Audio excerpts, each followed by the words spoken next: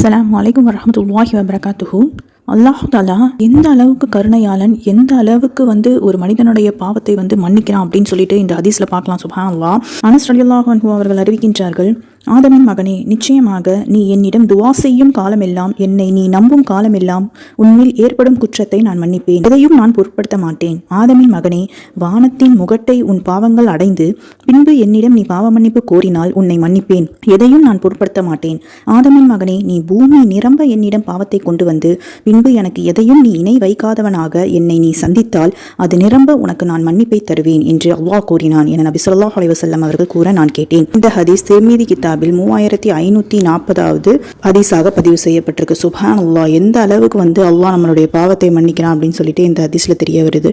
அதனால் அனைவருமே அல்லாஹ்விடம் கையேந்தி பாவ மன்னிப்பு கேட்கக்கூடியவங்களா இன்ஷா அல்லாஹ் இருப்போம். ஆமீன். அஸ்ஸலாமு அலைக்கும் வரஹ்மத்துல்லாஹி வபரகாத்துஹு.